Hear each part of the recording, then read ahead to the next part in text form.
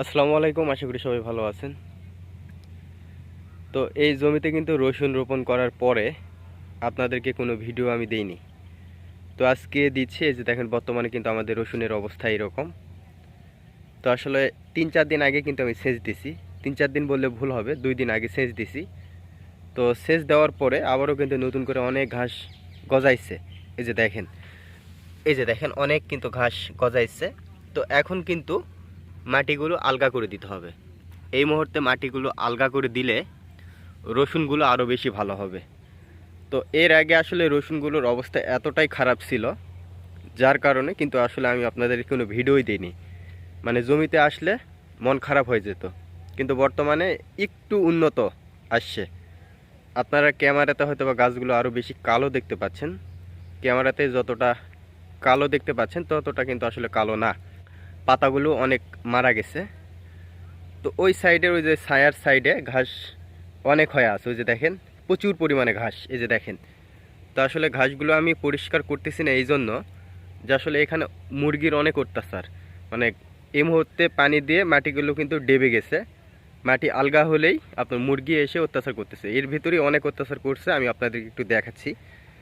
তো এই রসুনগুলো মূলত হচ্ছে কিছুদিন আগে পাতা এত হলুদ ছিল, লাল ছিল, এখনও অনেকটা আছে, জায়গায় জায়গায় আরও অনেক পরিমাণে আছে। তো এখন কিন্তু রোবরাল দিচ্ছি। তো এটা আসলে পেঁয়াজ এবং রসুনের জন্য অত্যন্ত ভালো একটা কীটনাশক। তো এটা দিলে এই পাতা যে মারা যায়, এই রোগটা আর থাকে না।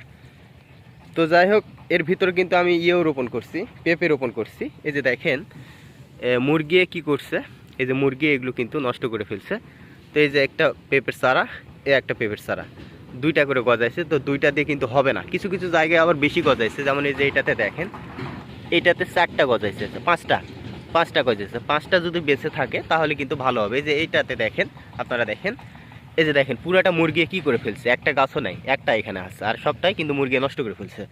তো এখন বর্তমানে যে পরিমাণে গাছ আছে পেঁপের, মানে চারা আছে, এটা কিন্তু আসলে অনিশ্চয়তা। মানে এটাতে পেঁপে হবে কিনা এটা বলা যাবে না।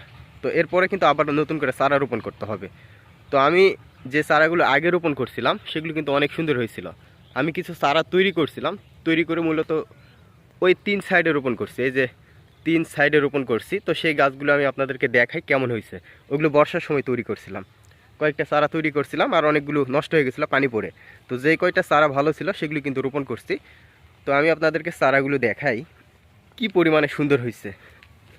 এই যে দেখেন, এই যে সাইডে চারাগুলো আমি রোপণ করছি মূলত হচ্ছে, যেহেতু এই সাইডে কলার গাছ আছে ছায়া, তো সেই জন্য আমি ভাবছি যে বড় বড় চারাগুলো এই চারো সাইডে রোপণ করি। তো রোপণ করছি। এই যে দেখেন, রোপণ করার পরে বেশ অনেক দিন হয়ে গেছে রোপণ করা, প্রায় 22-25 দিন হবে হয়তো বা। তো দেখেন কত সুন্দর হয়েছে, দেখেন কি সুন্দর। এটাতে আর কিছু লাগবে না। দেখছেন কত সুন্দর হয়েছে। ওই যে সামনে একটা, ওই যে সামনে, এই যে দেখেন, এই যে একটা, এই যে এই পাশে দেখেন, এই যে একটা, এরকম কিন্তু চারো পার্শ্বে আছে। মোটামুটি ধরেন 30-35টার মতো গাছ আছে।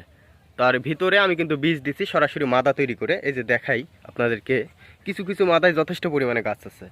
এই যে এই মাদায় যে পরিমাণে গাছ আছে দেখেন, 2, 4, 6, 8, 10টা। এই 10টা গাছ যখন বড় হবে তখন কিন্তু ফুল আসবে, আর ফুল আসলে আমরা একটা গাছ রেখে বাকিগুলো কেটে দিব।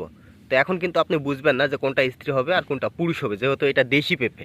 তো সেজন্য কিন্তু অনেকগুলো করে চারা দিতে হয়, মানে বীজ দিতে হয়। তো যাই হোক, সরাসরি আমরা মাদায় বীজ দেই। তো সব মাদায় কিন্তু এত পরিমাণে গজায়নি। কিছু মাদায় 2-4টা গজাইছে, আবার কিছু মাদা আছে একটাও গজায়নি কারণ ওই যে মুরগি নষ্ট করছে। তো এগুলোর ভিতরে কিন্তু 2-1টা মারা যাবে, কারণ এখন অনেক শীত, অনেক কুয়াশা। এর ভিতর হয়তো 2-4টা মারা যাবে। এই ভিতরে আপনার হচ্ছে চারা বসাতে হবে। তো সেজন্য আমি চারা ওই পাশে তৈরি করছি। তো সেগুলো আমি আপনাদেরকে দেখাই। আর বর্তমানে রসুনের অবস্থা কিন্তু মোটামুটি অনেকটা উন্নত। এখন আবার ইয়ে করতে হবে, মাটিগুলো আলগা করে দিতে হবে। আলগা করে দিলে রসুনটাও ভালো হবে। এই জমিতে বর্তমানে কিন্তু অনেক ঘাস গজাচ্ছে। এই ঘাসগুলো পরিষ্কার করে দিয়ে, মাটিগুলো আলগা করে দিয়ে আবার কীটনাশক দিব, রোবরাল দিব। দেওয়ার পরে দেখা যাবে যে ইনশাল্লাহ মনে হবে অনেকটাই চেঞ্জ মনে হবে। কারণ কিছুদিন আগে যে পরিমাণে খারাপ ছিল, এখন কিন্তু অনেকটা উন্নত। মোটামুটি এখানে টোটালি হচ্ছে 4টা বেড আছে। 4টা বেডের ভিতর তিনটা বেড অনেক ভালো, কিন্তু ওই সাইডের যে দুইটা একটা বেড, ওই বেডটা অনেকটাই খারাপ। কিন্তু এই সাইডে রোদও বেশি পড়ে, সেজন্য এই পাশে ভালো। আর ওই পাশে মুরগি আপনার হচ্ছে খোঁড়ে, পা দিয়ে খোঁড়ে, যার কারণে রসুনও খারাপ, ছায়া পড়ে, অনেকটা খারাপ। এই যে দেখেন বর্তমানে রসুনের অবস্থা। এই যে আদা, আপনারা হয়তো বা মনে করতে পারেন যে আদার গাছগুলো এখনও চকচক করতেছে। হ্যাঁ, চকচক করতেছে, কিন্তু কিছু কিছু গাছ হয়ে যে একেবারে পরিপক্ক হয়ে গেছে। এই যে দেখেন এখন গাছ মোটামুটি মরতে শুরু করবে, কারণ আদা এখন পরিপক্ক হবে, আর মোটামুটি 1.5 মাস পর আদা হারভেস্ট হবে। আর আদা কিন্তু এখন কড়া পাহারায় রাখতে হবে, কারণ এখন কিন্তু আদা চুরি হওয়ার সম্ভাবনা অনেকটা বেশি। তো আমি আপনাদেরকে চারাগুলো দেখাই, যে পেঁপের চারাগুলো তৈরি করলাম। আর এই পাশে দেখেন বেগুন, কিছু কিছু গাছে অনেক পরিমাণে বেগুন ধরতেছে। এই যে দেখেন বেগুন ধরছে, দেখেন গাছের চেহারা কিন্তু খুব একটা ভালো না এই গাছটার আর কি। এটা কিন্তু আসলে ছোট থেকে রোগ আক্রান্ত। এই যে দেখেন পাতা সাদা সাদা, তো এরকম হলেও বেগুন হয়, কিন্তু বেগুনের সাইজগুলো একটু ছোট হয়। এই যে এগুলো হলেও ভরপুর বেগুন হয়, কিন্তু বেগুনের সাইজ একটু ছোট হয়। কিন্তু আরেক জাতীয় গাছ হবে যেটা আসলে, এই যে আমি আপনাদেরকে একটু এখানে দেখাই, এরকম গাছ যদি হয় একটা বেগুন হবে না। এই যে এরকম যদি হয়, এরকম হলে কোনো বেগুন হবে না, এটাতে কোনো বেগুন হবে না। কিন্তু আপনার হচ্ছে পাতা যখন সাদা হবে, আর একটা রোগ যেটা আমি এর আগে দেখালাম, ওই রকম হলে কিন্তু বেগুন হবে। কিন্তু এই যে এটাতে কোনো প্রকার বেগুন হবে না। দু একটা যদি বেগুন ধরে, এই যে দেখেন এমন হবে, এই যে এমন হবে, আবার ইটের মতো শক্ত হবে, এগুলো খেতে পারবেন না আপনি। এই যে, তো আদাগুলোর গাছের বর্তমান অবস্থা এরকম। আদাগুলো কিন্তু এখন পরিপক্ক হবে, এরপরে কিন্তু আমি বীজ এগুলো হারভেস্ট করবো আর কি, বীজ হিসেবে, যেহেতু আমি রোপণ করব। আবার অনেকে বলে রাখছে নেওয়ার জন্য। তো এই যে পেঁপের চারা দেখেন, এই যে পেঁপের চারা এগুলো দিচ্ছি, কিন্তু দুঃখের বিষয় হলো এই যে এটাতে যেমন একটা গজাইছে, যে এটাতে যেমন একটা গজাইছে, এগুলো তো আরও চারা ছিল। তো কেন জানি চারাগুলো মারা গেল, আমি কিছু বুঝতেছি না। আর এগুলোতে চারা দিচ্ছি, বীজ দিচ্ছি অনেক দিন আগে, কিন্তু আসলে যেহেতু শীতের সময় একটু সময় লাগবে, শীতের সময় একটু বীজ গজাতে দেরি হয়। তো দেখা যাক কি হয় এগুলো। তো এগুলো বীজ গজালে আমি এগুলোই রোপণ করব। আর এই সাইডে কিন্তু আসলে অনেক মারা গেছে, তো দেখা যাক কি হয়। এই যে দেখেন আদার অবস্থা, আদার অবস্থা বেশ ভালো, সেই সাথে কলার অবস্থাও মোটামুটি ভালো। অনেক কলা বিক্রি করা হলো, আপনাদেরকে ভিডিও কিন্তু দেইনি। এর আগে হয়তো বা একটা না দুইটা কলার ভিডিও দিছি, তাছাড়া অনেকগুলো কলা বিক্রি করছি, যেগুলো আসলে ভিডিও দেওয়া হয়নি আপনাদেরকে ওইভাবে। এগুলো কাদিও মোটামুটি ছোট ছিল, আবার কিছু বড়ও ছিল। মোটামুটি কোনোগুলো 250 করে বিক্রি করছি, কোনোগুলো 200 বিক্রি করছি, এর আগে বিক্রি করছি। মোটামুটি 2 দিন বিক্রি করছি, সেগুলো ভিডিও দেওয়া হয়নি আপনাদেরকে।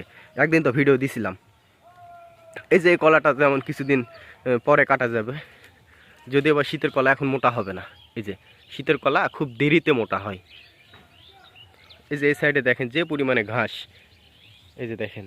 তো এই ঘাসগুলো এখন পরিষ্কার করলে মাটি আলগা হয়ে যাবে, তখন মুরগি এসে আরও অত্যাচার করবে। এই যে এদের বাড়ির মুরগিগুলো আসে আসে একবারে সর্বনাশ করে ফেলে। আর আপনি যখন নিড়ানিদের সঙ্গে সঙ্গে যখন পানি দিবেন, তখন কিন্তু মাটিটা ডেবে যায়, তখন মুরগি কিন্তু আর মাটি খুঁড়তে পারবে না। তো আজকে আমি আপনাদেরকে আমাদের এই জমির রসুনগুলো দেখালাম। অন্যদিন আলুগুলো দেখাবো, আলুগুলো কিন্তু সবেমাত্র বাঁধা হলো, সেই আলুগুলোও দেখাবো। তো সবাই ভালো থাকবেন, আবার অন্য কোনো ভিডিওতে দেখা হবে ইনশাল্লাহ। ততক্ষণে সবাইকে আল্লাহ হাফেজ।